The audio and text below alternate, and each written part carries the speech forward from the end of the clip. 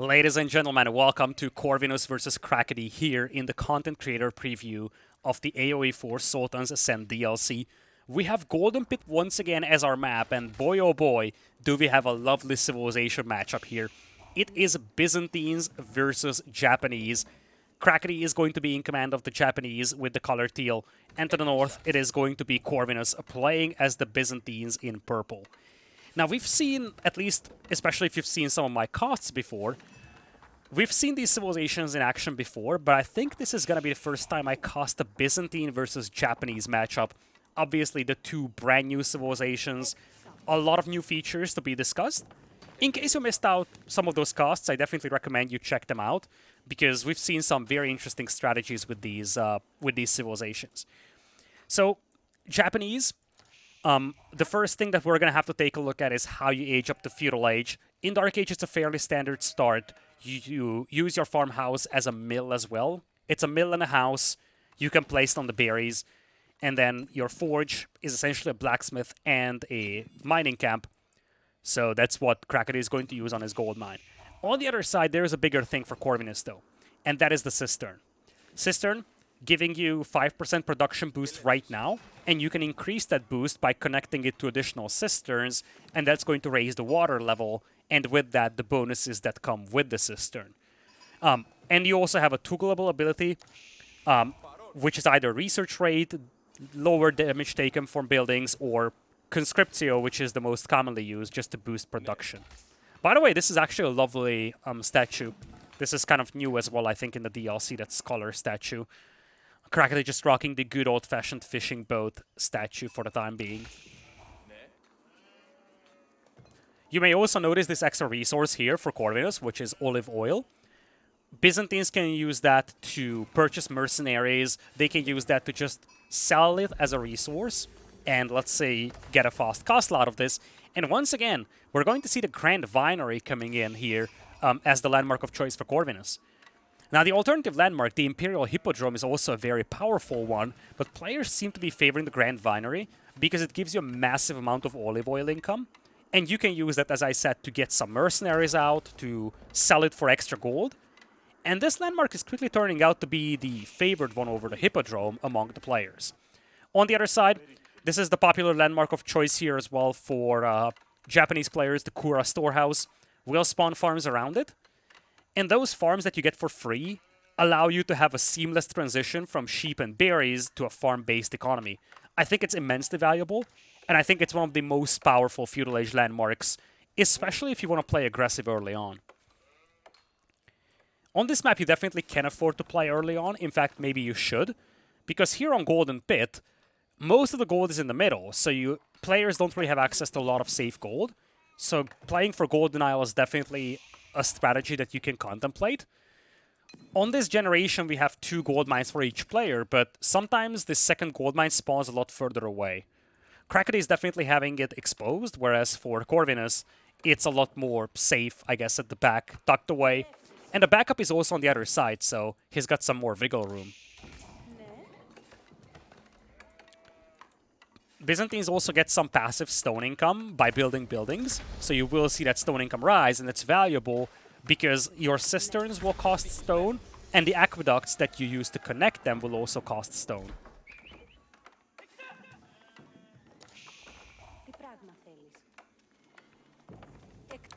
Now that the Grand Vinery is up, you will start to see the olive oil come in, which is essentially a side product of collecting food from berries, and also from olive groves, which is essentially the farm equivalent for the Byzantines. I always forget if it's Byzantines or Byzantines. I think both of them are applicable. But if there are any linguists out there, let me know what you think about the pronunciation of things. I've tried perfecting my pronunciation of many of the things that we see in the new DLC, so if you have any feedback on that, I do appreciate it. Anyway, for Corvinus, seems like a very standard feudal age so far. Barracks will be dropped, but nothing too crazy. He's gonna go heavy on the berries. He has 2 villagers on gold, though, and these are buffed villagers as well by the aqueduct. So it's not impossible he's thinking about castle age. We've actually seen build orders like this before, where players focus very heavily on food, and they just use the olive oil, sell it, and go up to castle age with it. But it looks like Corvinus will mix in some Limitanae, which is the Spearman equivalent here for the Byzantines. Varangian Guards is the Man-at-Arms style unit. It's not something that you will commonly see early on. I think that's more of a mid-late game unit. Obviously, you have to get to Castle Age first to get that. In the meantime, quick upgrade coming in here for Crackedy. He's upgrading his Town Center. Now, this does a lot of things. Makes it a lot more powerful in combat as well, but that's secondary for this game right now. What's more important is that you get a free villager, which is always welcome. And even more so importantly, you get an extra Bannerman slot. Bannerman will be used to buff a certain unit type. So if you want to play aggressive, that's definitely something that you need to have. The Kura Storehouse also acts as a mill or a drop-off point as well, and it can even garrison 8 wills. So this is a lovely position. You see it's spawning farms. It also acts as a drop-off point for this stone mine, and in general it's just beautiful. Plus, the town center does have the Daimyo farm aura, which increases your getter rate from nearby farms. So all of the farms in here, in this circle, you see, they will have accelerated getter rates as well.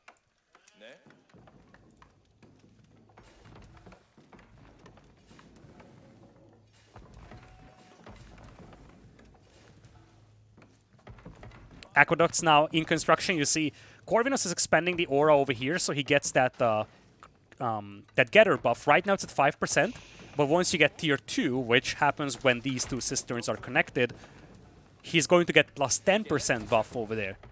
And then you combine that with the olive oil buff that you get from the Grand Vinery, and it's going to mean that you have a lot of olive oil to work with. Once you have a mercenary camp, you can start spending that. There is this first cavalry unit out. You see the Uma Bannerman. It's essentially used to buff cavalry, but it's kind of a knight-style unit in itself. And that's something that Crackedy is doing over here. He's just essentially using this unit as a proxy French knight-style unit. Something that you can just use to raid around with, get some villager picks, and he did get a villager pick over here. He's now starting to add some Yume archers as well. Now for the Yume, you definitely want the Bannerman, because Yume are very weak otherwise, but for now this Uma Bannerman buffing cavalry, more importantly acting as a knight itself, is something that he can use to harass his opponent with. Tier 2 is up for the cisterns, means that now we have a plus 10% getter rate here for Corvinus. He's still heavy on the archers, and he hasn't yet used his olive oil.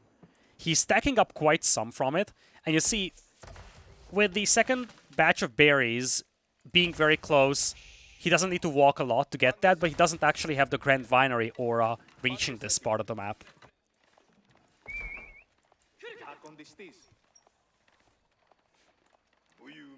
Uma Bannerman running another circle over here, being chased by the Limitanae. This is a very scary cavalry unit, by the way, for feudal age standards. 29 charge attack and 20 melee attack. It's actually just a little too few to kill a villager in a charge and a single hit.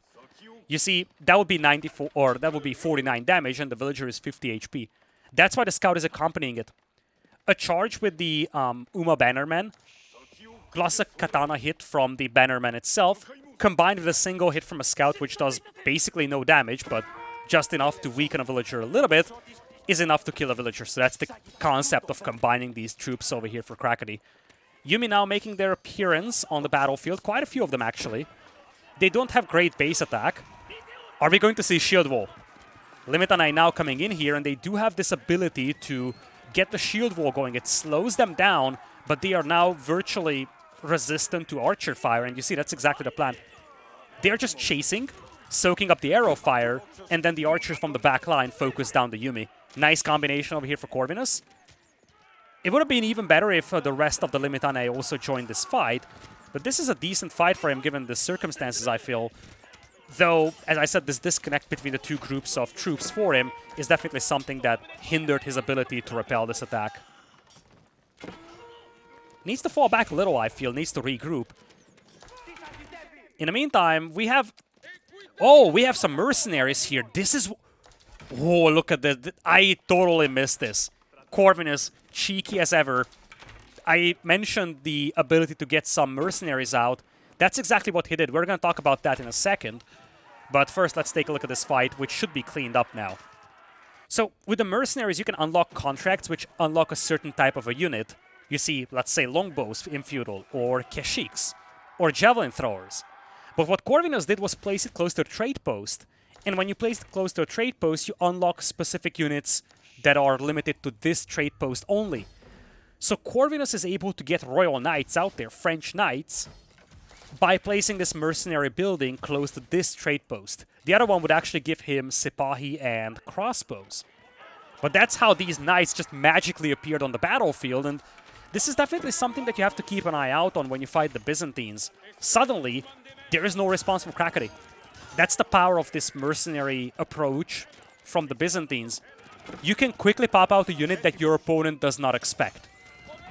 Still, we do have the Uma Bannerman over here, kind of holding the front line, and it looks like the knights have disappeared. Now the Yumi do have a buff unit as well. It's right this one, the Yumi Bannerman. So these Yumi archers are a lot better in fight now. New knights join the fight though, and this is going to repel Crackedy. His Uma Bannerman is actually very weak now, at least one of them is. Both of them are actually. They're super, super weak. They will be sent into raid, but they shouldn't be able to accomplish much. No spears over here, no nothing actually for Crackedy. It's not like the Japanese have... Well, actually the Japanese do have a clear spear equivalent, but he needs a barracks for that.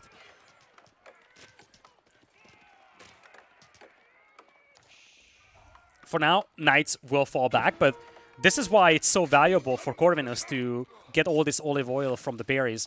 Nice little raid here using the Bannerman. They're very weak, so you gotta be cautious here, but another villager has been picked here by Crackedy. Needs to be cautious though. He's running into a single limit on a town center fire as well. These guys should be toast. So knights are still coming out. You see, basically Corvinus is just playing super heavy into knights. And this is one of the things I love with the Byzantines. I feel like their versatility is unmatched. And this is only due to the fact that he's got his mercenary house right next to the trade post. If he opted to go for the Western mercenaries, he could get longbows in an instant. He could get Kashik. Looks like we're going to have a second TC here for Crackedy. That's obviously a key fortification for the Japanese as well. They can upgrade that just like they've done with the starting TC. So it's going to be a lot more difficult to push into. In the meantime, looks like Corvinus is seeking out that one Bannerman that managed to get out of here. Trying to hunt it down, but unsuccessful in doing so. He's also walling in this little corner here for the berries. Could have just walled this side, but instead he opted to go for this little enclave over here, just protecting the villagers. He's focusing a lot on the berries because that's where his olive oil is coming from.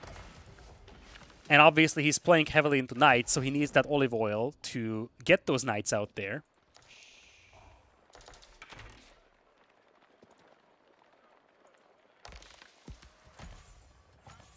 Army number is looking better and better for Corvinus. Value is kind of even-steven though, so... Oh, look at this. Floating gate now coming in as the Castle Age landmark. Now this is gotta be big. You can spawn your Shinto priests and they can place this religious artifact, the Yorishiro, into production buildings, and that's going to buff the production rate of those buildings. Suddenly you can get troops out very quickly, like let's say mounted samurai. I think you get 2 Yorishiro when you reach Castle Age. This could be a bad timing though here for Crackedy. If he gets caught as he's aging up, he could be in trouble. Now this is only a Daimyo Manor, but you see you can actually upgrade this to a Daimyo Palace to get even more firepower out of this building. In fact, that upgrade is just now coming in here as Crackedy is realizing that the enemy is pushing into his base. Has to abandon the floating gate here, has to retreat to his original TC, but especially once the Daimyo Palace comes into play, this is going to be a difficult fortification to push against for Corvinus.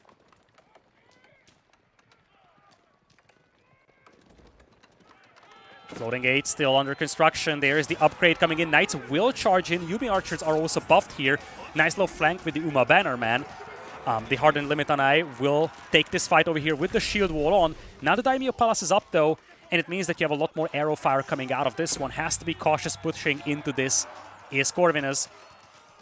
But it looks like he's going to stand and fight. He's got a lot of arrow fire resistance with these knights. Archers will be less resistant to that, but he's happy to take this engagement as he's causing so much eco damage. 12 villagers killed, a lot of villagers idled here as well. He's picking off those brand new mounted samurai that just spawned. And now he's pushing deeper and deeper, shutting down the farming eco. Siege engineering on the way as well.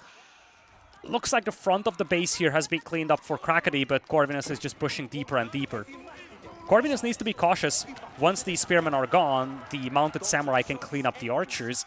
But he's just doing so much here with this small army. Well, it's not even small, to be honest. It's definitely not a premium army. It's still feudal age. Not a lot of very heavily armored units in there. But he managed to shut down this eco for so long. 30 idols for the last 30 seconds for Crackedy is just super destructive. Having said that, Crackedy is on 2 TCs. So this, as good as it is for Corvinus, this may not be enough, especially if he's stuck in feudal age for long. His army numbers are still impressive, and we're going to see a brand new unit making an appearance. The Hero Siphon, essentially a ram-style unit with a flamethrower on it, one of my favorite units in the game. You kind of look at it as a ram, though. That's exactly what it does. Ram down buildings. Will be cancelled, unfortunately, by Corvinus, so we won't see it in action. At least, not for now.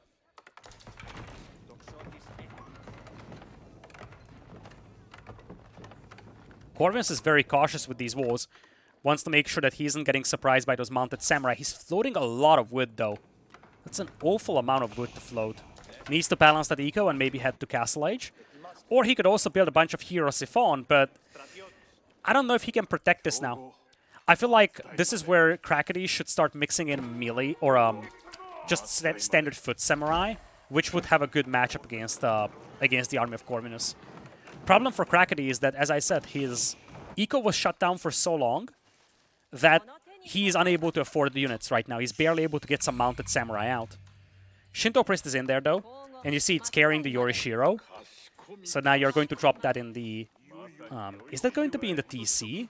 No, it was in the Forge, actually. And dropping it in the Forge means that it's actually gathering a passive gold income. That's pretty neat. I haven't really seen that kind of a use. I don't know if 25 gold per what? Per 30 seconds? 20 seconds, that's 75 gold per minute? I respect that, that's pretty good. Okay, here come the Hero Siphon. See, they do have this Greek fire projector at the front. Aside from that, it's essentially the same as a battering ram. Great against buildings, cannot use it against units though.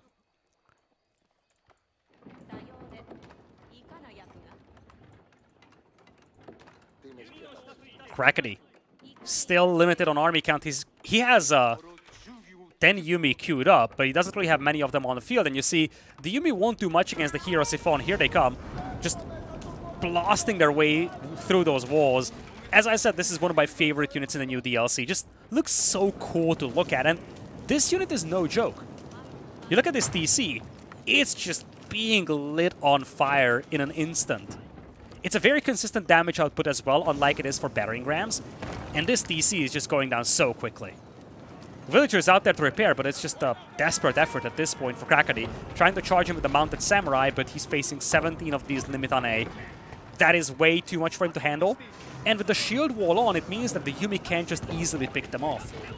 These guys can just go shield wall and protect these rams from the cavalry. Cavalry, desperate for counterattack, will be intercepted by the Royal Knights though. Town center goes down, production buildings will follow. I just don't see a way back now for Crackedy. He's trying a counterattack, but this will just be met by the Knights. And he just has no tools to deal with the Hero Siphon. He's now trying to make a switch into barracks. Foot Samurai would probably do the trick if he had enough. He does have 2,000 food, but he's just constrained on gold now. One of the things that's definitely a problem when you get pushed in your base on gold or in Golden Pit. His gold mines have been taken away from him. He basically has no gold income. So he cannot really afford the Samurai, even though those have a fairly low gold cost. And you see Corvinus is now pushing the barracks. He's realizing that the Samurai is probably the unit that Crackedy could use to salvage this game. Takes down the barracks immediately. And he's just burning his way through this entire base here. Crackedy trying to make something happen with the few mounted samurai he has, but it's going to be cleaned up eventually. He lost his banner man over here. The banner is about to disappear. And back at home, He's got 2 Samurai queued up, 1 on the field. That's all that he has, with more Hero Siphon coming in. I love this unit.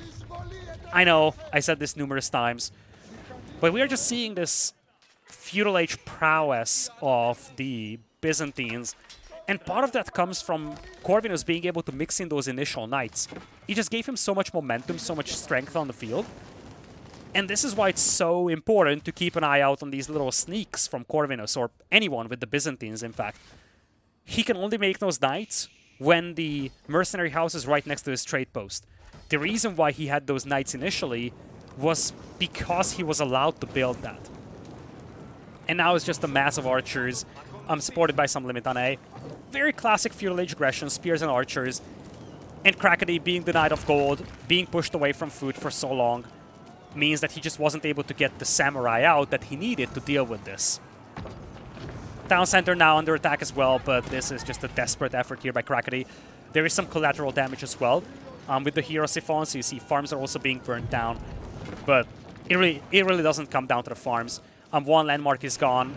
The TC is going to be gone as well. Crackedy should be bailing out of this game in a second. Lovely game here. You just see this crazy amount of new dynamics that we have with the DLC. I am extremely hyped about this. Okay, it looks like Samurai popped out at the back. These are only hardened though. These are only feudal age units.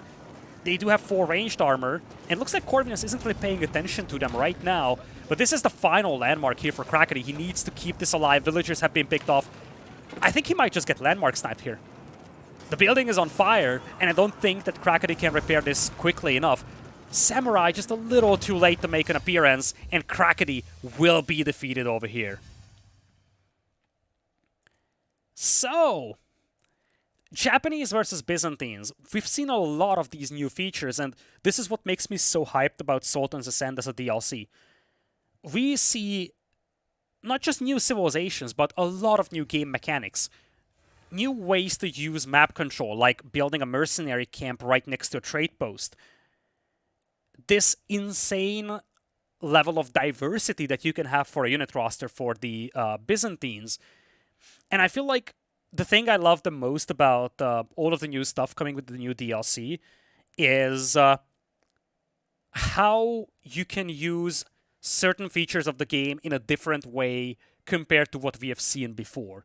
Again, the trade posts, you know, looking at getting crazy value out of berries through olive oil. These features are going to be so significant in the coming months, and I just cannot wait to cast more games. Hopefully, you also cannot wait to watch more games. If you do, I appreciate if you subscribe to the channel, because I will continue popping out videos on this channel as well. Obviously focusing on the new civilizations, but also the competitive use of these civilizations against some of the old civs maybe.